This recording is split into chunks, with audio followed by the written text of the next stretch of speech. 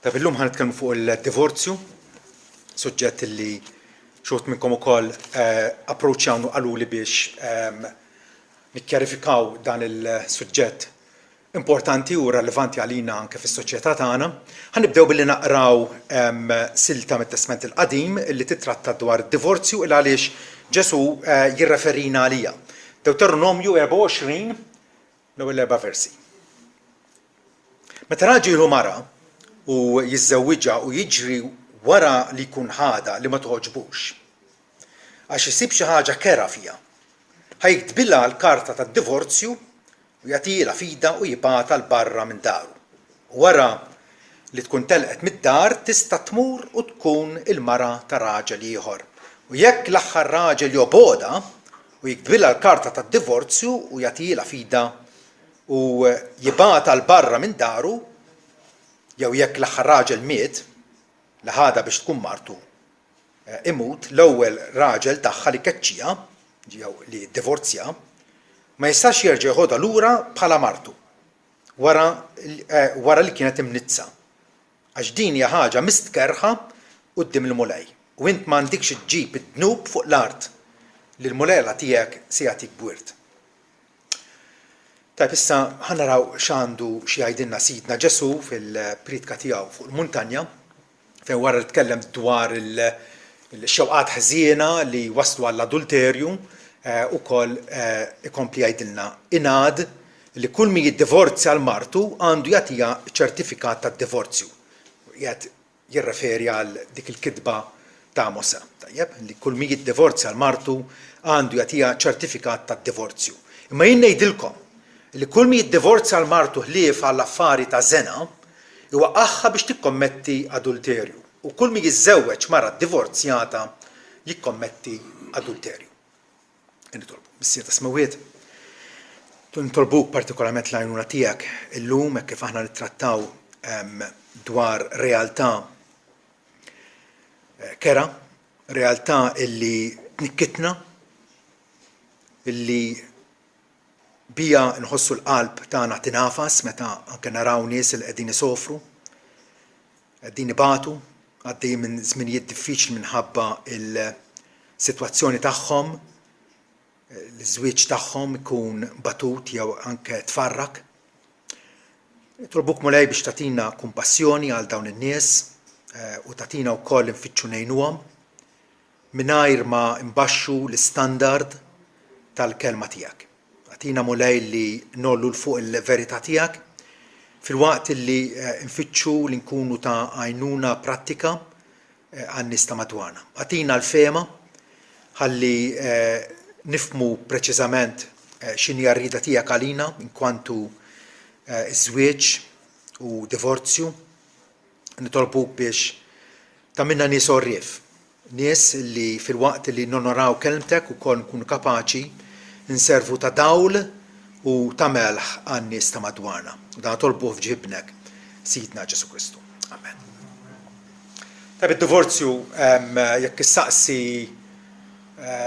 tliet pastors differenti jabbli jagħtuk fehmiet differenti u konklużjoni differenti dwar kif jaħsbuha.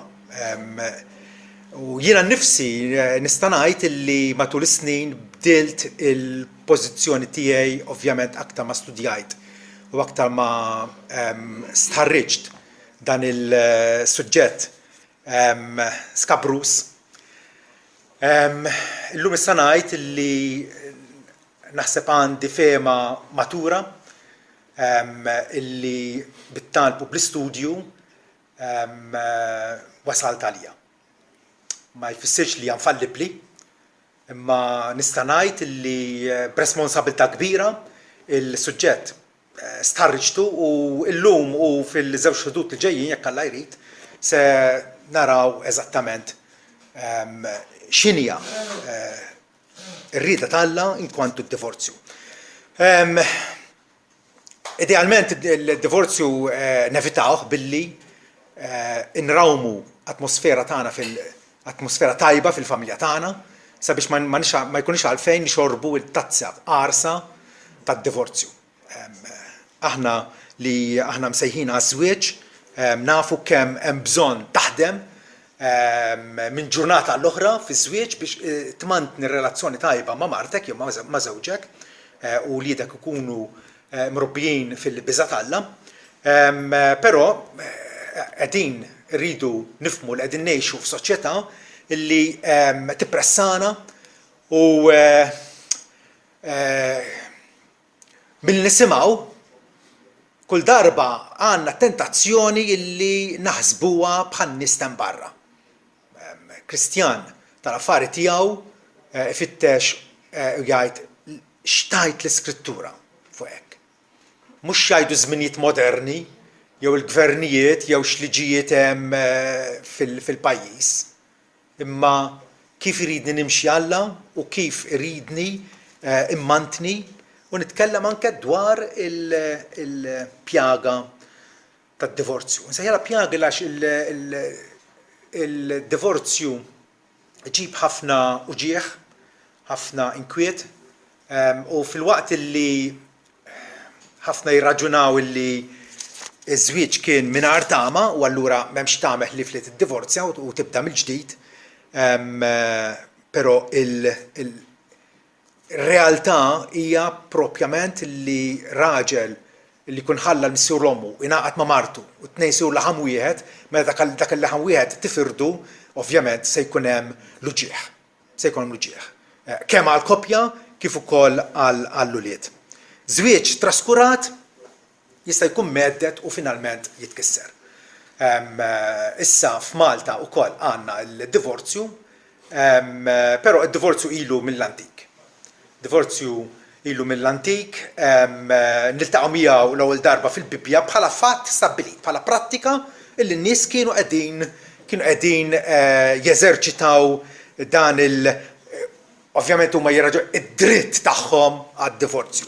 Aħna ma nitkellmux dwar dritt, aħna nitkellmu dwar l-obbligu tagħna. Alla x'ikmandana nagħmlu u kif jgħallimna li għandna nimxu.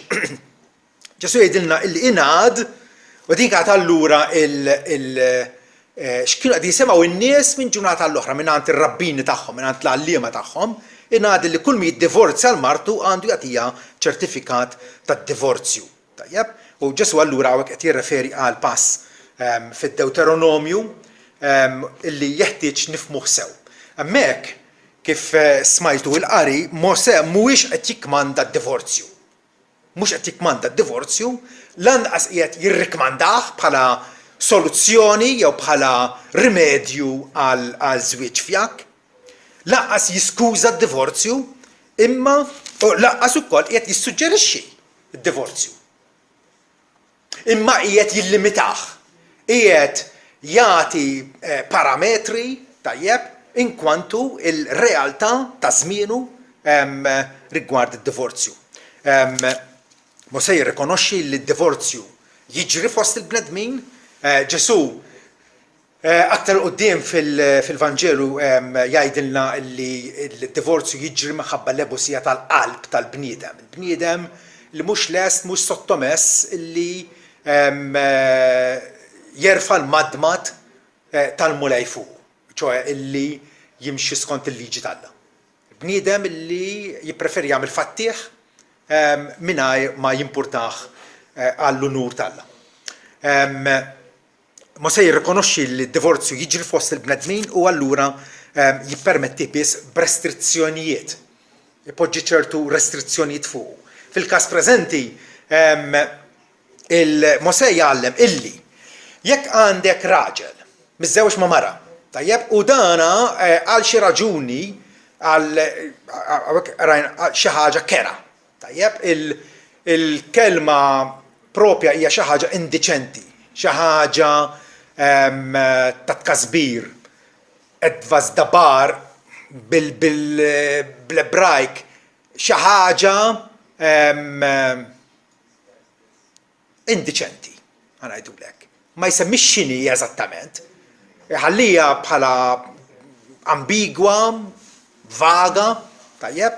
Jekk xi raġel għal skont kif jgħidlu moħħu jgħid li l-mara m'għadix toġobni u jġib skuża, tajjeb, u allura jikbilha l-karta tad-divorzju, ċertifikat, tajjeb, jibgħatha jiddivorzja, dik il-mara mbagħad issib tiltaqa' ma' raġel ieħor tiżżewġu.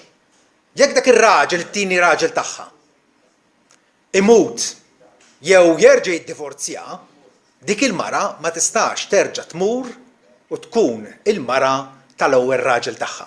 Dak li qed jgħid Mosè. Xejn aktar u xejn iżjed. U r-raġuni li jagħti hi li dik il-mara hija mnizza.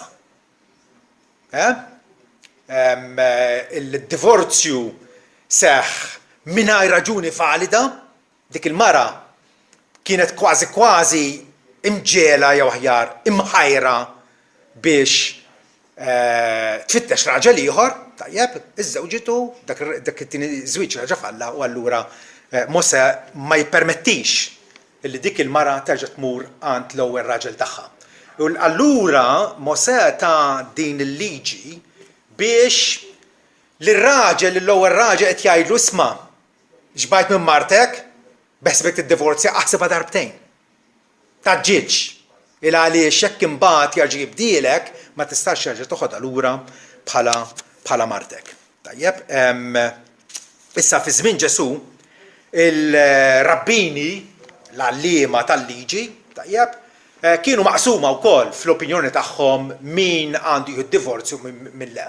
Kien hemm bażikament żewġ skejjel ta' ħsieb, Rabbi Hillel u Rabbi Shammai. Wieħed minnhom kien jgħid illi divorzju għal ftit każijiet biss. U l-ieħor fetaħ il-bieb u prattikament kien qed jgħid u jgħallem illi għal kull tentufa ir-raġel għandu dritt li jiddivorzja lil martu. Ma kienitx sitwazzjoni pjaċevoli, Ġesu jfittex illi jkorreġi dan l-abbuż serju tal-ordinanza taż-żwieġ. Fi żmien Ġesu in-nies kienu qed jieħdu libertajiet b'dak li attwalment tgħid l-Iskrittura. Infatti, b'mod kurjuż u b'mod vera makak, ir-rabbini kienu jirraġunaw. Tittiżewweġ tiddivorzja l-martek, oqgħod attent li tija l-karta tad-divorzju bħalli kieku l-kwistjoni kollha tirrivolvi fuq il-fatt li qis li tijat l-karta tad-divorzju. Flok ma irrestrinġew u proteġew iż-żwieġ, ġabuha bħalli kieku dinja affari ta' kitba, affari ta' notar. Li ovvjament mhuwiex il-ħsieb ta' Mosè. Mosè lill-ewwel raġel jgħidlu għatija l-karta tad-divorzju, iċ-ċertifikat tad-divorzju biex il-mara tkun protetta. Biex il-mara tkun protetta, tkun imħarsa. Il-mara tkun tista' turi bil-kitba illi hi tkeċċiet, illi kienet iddivorzjata. Tajjeb, allura fi żmien Ġesu is-soċjetà in ġenerali kienet tħaddan dan il-ħsieb illi l-irġiel jistgħu jiddivorzjaw lin-nisa tagħhom għal kwalunkwe skuża, anke għal skuża banali illi jekk taħraqlek l-ikel tiegħek, tajjeb, jew anke jekk issib mara isbaħ minn tiegħek tista' tiddivorzja. Kważi nitbismu, imma kienet realtà. Fi żmien Ġesu kienet realtà. Issa, Mosè kif nafu kiteb dak li smajna li kiteb bħala konċessjoni biex jipproteġi l-mara, il-mara divorzjata, mhux biex jiġġustifika jew jagħti raġun lir-raġel li seta' jagħmel użu mid-divorzju. Fatti Ġesu hawnhekk jiċċarajilna u jgħidilna ma jien ngħidilkom li kull min jiddivorzja l-martu ħlief għal affari ta' żena iwaqqagħha biex tikkommetti adulterju. Kull min jiżżewweġ mara divorzjata jikkommetti adulterju. Il-tagħlim ta' Ġesu kif qed naraw huwa strett. Huwa strett.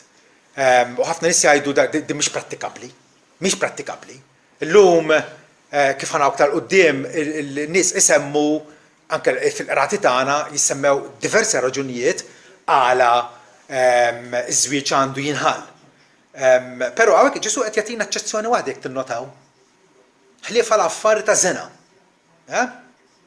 Eċċezzjoni waħda jippermettih biss allura fil-każ fejn hemm immoralità sfaċċata. Immoralità li ovvjament fil-każ tagħna hija immoralità kontinwa u bla ebda sinjali ta' ndiema. Ġifieri, il-kelma Griega ħlief għal affarijiet ta' pornea. Issa x'inhi pornea?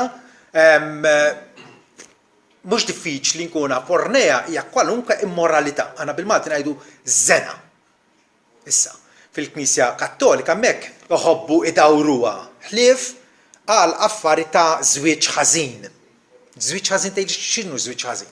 Biex ikun jistgħu jiddefendu l-prattika tagħhom tal-annullament illi aktar quddiem ħanaraw illi m'għandhom ebda raġun li hemmhekk jagħmlu għal żwieġ ħażin. Il-kelma pornea tfisser żena, immoralità, jiġifieri abbuż tas-sess. Kwalunkwe prattika sesswali, tajjeb, barra miż-żwieġ dik hija żena. Hija pornea. U allura Ġesu jagħti konċessjoni għad-divorz fil-każ ta' immoralità sesswali. Dana ovvjament juri kemm l-infedeltà fiż-żwieġ meta mara tibda tagħti wiċċ ħaddieħor jew żewġa jagħti wiċċ mara oħra, tajjeb dan huwa nuqqas serjissimu il għaliex potenzjalment ifarrak iż-żwieġ. Ma għaliex? Għax iż-żwieġ huwa għandek raġel u mara illi saru laħam wieħed. Tajjeb, u allura m'għadhomx aktar tnejn imma laħam wieħed. Meta wieħed jew waħda minnhom ma tkunx fidila għal patt tagħha li hija għal weda li tagħti l-żewġa. U allura tibda bil-Malti ngħidu tiġri ma dak ma ieħor, jew anke ikollha persuna oħra, tajjeb, li mhijiex żewġa, prattikament iż-żwieġ x'ġaralu? M'għadux jiffunzjona bil-ħsieb kif irridu Alla. Illi għandek raġel u mara illi huma ta' xulxin. Fl-erq tiegħu l-immoralità ikkisser żwieġ. U Ġesu hemmhekk jagħti dik il-konċessjoni illi il-parti innoċenti, jiġifieri ħanejdu hekk ngħidu aħna bħal-eżempju il-mara illi żewġa kienet jaqlibiela, dik il-mara jekk tara li m'hemmx tama illi terġa' tirbaħ il-żewġa u taħfirlu, lesta taħfirlu però żewġa jibqa' ikun telaq ma' oħra jew ikkadu jgħix anke fl-istess saqaf xorta waħda ma jrid jaf biha il għaliex għandu issa mara oħra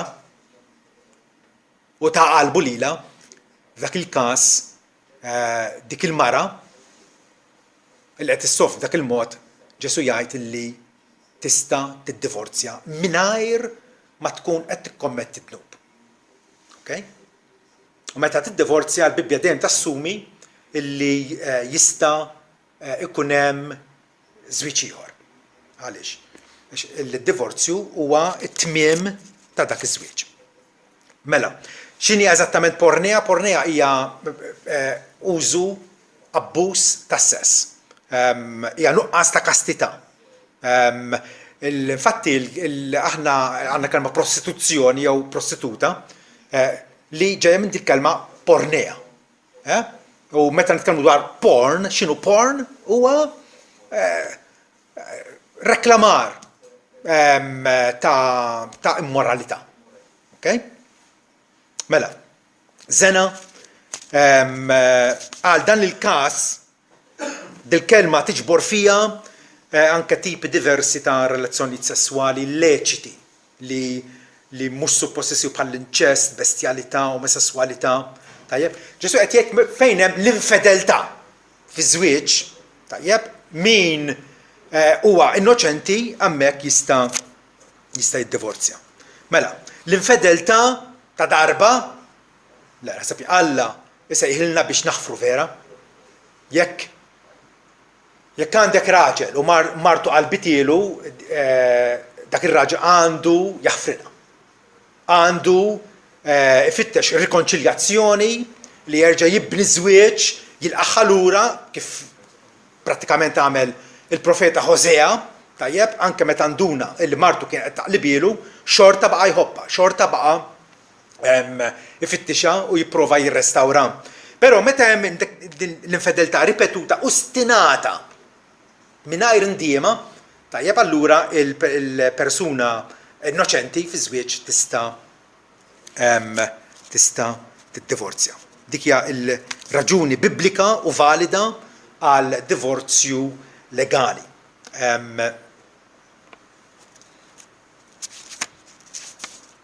Issa, fi żmien Ġesu, tafu inti, Ġesu kien jgħix f'pajjiż Iżrael meta il-Lut li kienu taħt il-liġi ta' Mosè, tajjeb, daħlu fuqhom ir-Rumani u allura il-liġijiet tal-pajjiż kienu l-liġijiet ta' Ruma u mhux ta' Mosè. Mosè kien tom xi 32 każ ta' reati, ta' delitti illi ikunu kastigati bil-mewt, bil-pjena kapitali. U l-adulterju kun wieħed minnhom, ġifieri. Jekk raġel jinqabad jagħmel adulterju jew mara, tajjeb, il-kastik fil-liġi ta' Mosè kien li tingħata l-mewt. Tiftakru għal-isto meta ġabu li dik il-mara quddiem Ġesu u qalulu skont ma kitbilna Mosè din il-mara li qabdet fl-att tal-adulterju għandna ħaġruha minn ċitejt. U Ġesu qabad jikteb fl-art, baqgħu jissikkawh għalilhom minn m'għandu ebda dnub u għadbela il-ġebla kollha nkis ħarġu għax kollha kienu jafu l-kuxjenza tagħhom ma ħatjin bħal dik il-mara. U Ġesu qalilha ħadd ma kkundannak? Qaltu le, Sinjur. Għalilha qassi ma nikkundannak, mur u tidnib xiktar. Hemmhekk Ġesu qiegħed juri illi il-liġi ċivili ta' Iżrael illi adultera tingħata l-mewt, Ġesu qed jgħix f'pajjiż dakinhar meta il-Lut ma setgħu joqtlu lil ħadd. Infatti, tiftakru meta ħadu lil Ġesu quddiem Pilatu u Pilatu biex jeħles minnhom qalilhom ħuduh u għadduh ġuri skont il-liġi tagħkom. U x'qalulu mbagħad? Qalulu aħna m'għandna permess li noqtlu lil ħadd. Għaliex għax Ruma tajjeb kienet ħaditilhom kull jett li jaqtaw sentenza ta' mewt lil xi ħadd. Aħna m'għandna permess noqtlu lil ġifieri fi żmien Ġesu il-liġi ta' li tingħata il-mewt għall-adulterju ma kienitx għadha prattikata. Niftakru l-każ ta' Giuseppi meta sar jaf li Marija l-arusa tiegħu kienet tqila, assuma illi kienet tqila b'adulterju, ma kienitx. Kienet tqila bil-qawwa tal-Ispiritu Santu, kienet tqila b'Ġesu. Ma Giuseppi ħaseb illi Marija qalbitielu. U allura billi kien raġel ġust jgħidilna Mattew, billi kien raġel ġust, ħaseb illi ddivorzja bil-moħbi.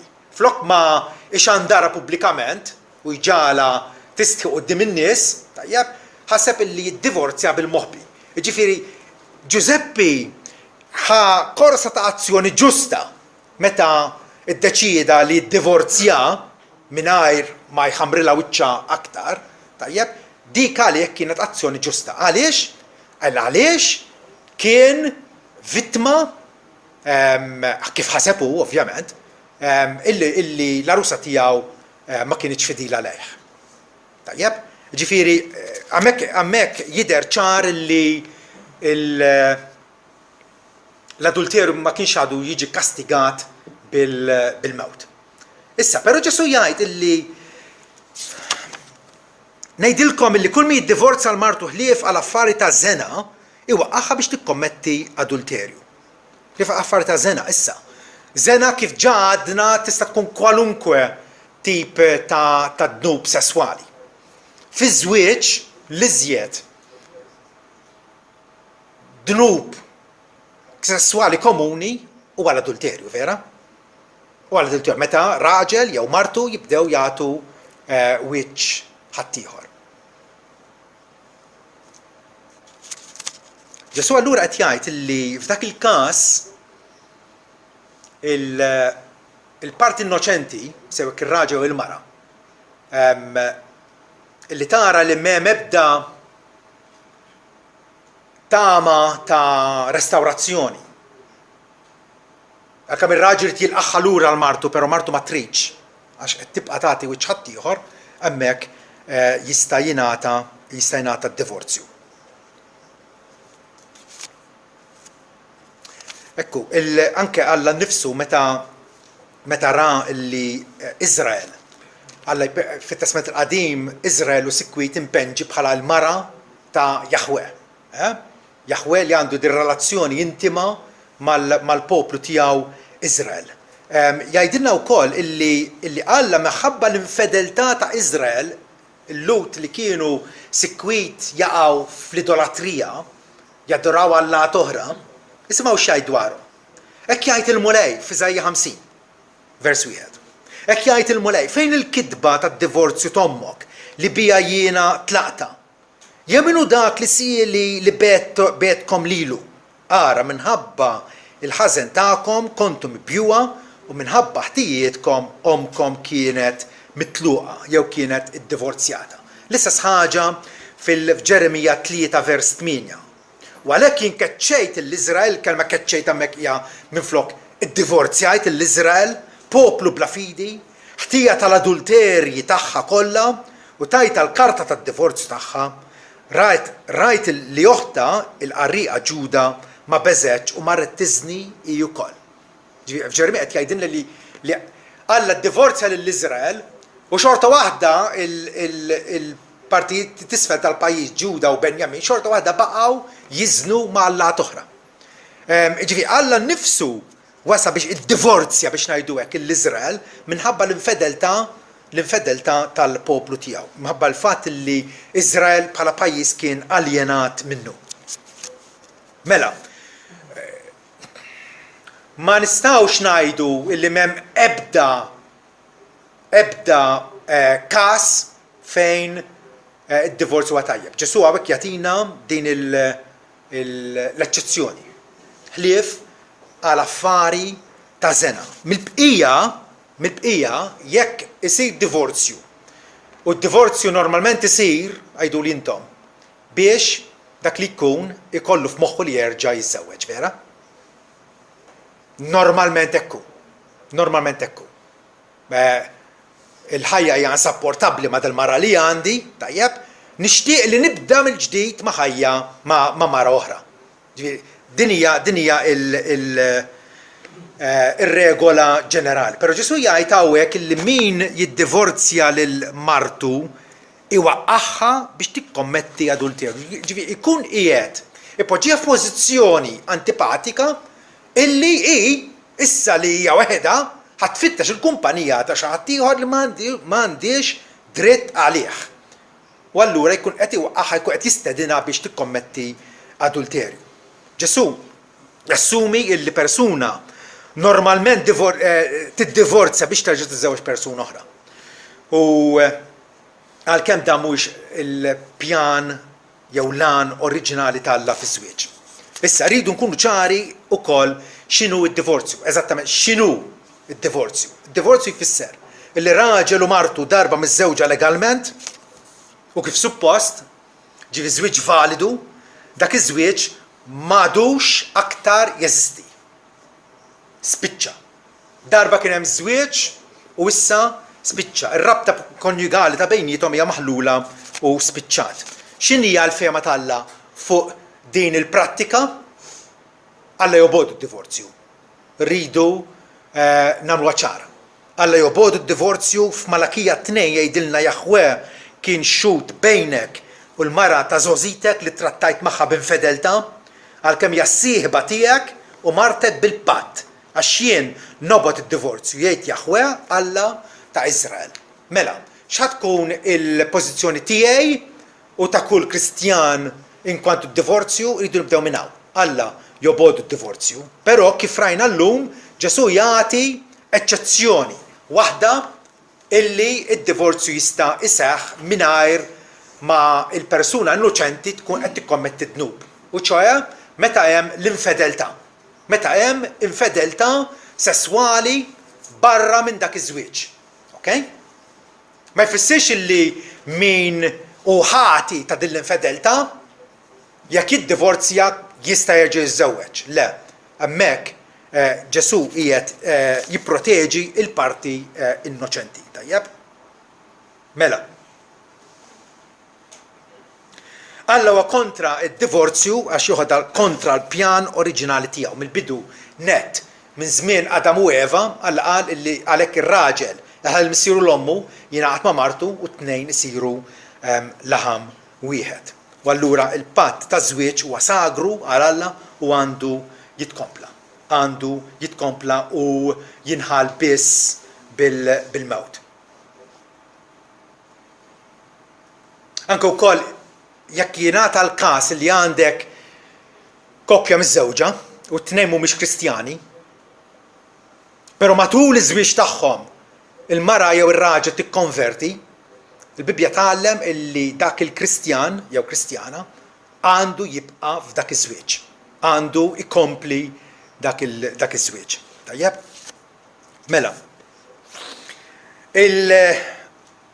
Għalfejn fl-aħħar jeżisti d-divorzju kif diġà semmejna huwa prattikat minħabba t-tendenza fil-qalb tal-bniedem, anke l-persistenza tal-qalb tal-bniedem fid-dnub illi il-bniedem kapaċi iwebbes qalbu u għalkemm jaf illi d-divorzju mhuwiex soluzzjoni.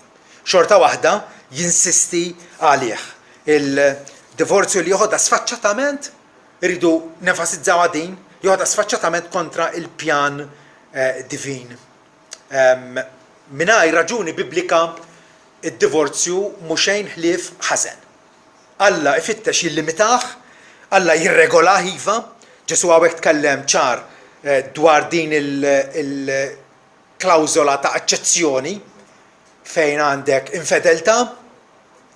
Ġesu jgħid illi jekk dik l-infedeltà provajt fejjaqa. Però m'hemmx imdiema hemmhekk il-parti innoċenti tista' tiddivorzja. Mill-bqija Ġesu jikkundanna d-divorzju għal kwalunkwe skuża u aħna bħala niesu jeħtieġ imissna nitalmu niskoraġġuh b'konvinzjoni il għaliex l-huwa soluzzjoni adekwata u inqas tajba għal żwieġ batut. Żwieġ batut tista' brieda tajba tista' bla Alla dak iż-żwieġ ittejbu u tirrestawrah. Però id-divorzju huwa bħal meta tabib joqtol pazjent għax huwa marit. Huwa marit serjament, u allura jbagħt joqtlu. Dak huwa d-divorzju. Flok ma tipprova tfejjaq il-pazjent u tġibu lura għal saħħa tiegħu toqtlu.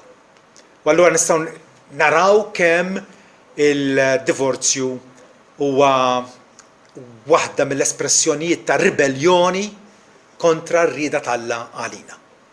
Ħankunu aħna minn ta' quddiem l-aħwa illi nfittxu, illi nsedqu, illi nissudaw il-żwieġ tagħna sabiex imbagħad aħna wkoll nkunu kapaċi ngħidu bil-grazzja Alla wasalt sa fejn wasalt. U nkunu kapaċi wkoll illi ngħinu l-ħaddieħor li forsi iż-żwieġ tagħhom jibda iberra, jibda jkun hemm problemi. Nkunu aħna minn ta' quddiem illi nagħtu parir tajjeb anke lil dawn in-nies.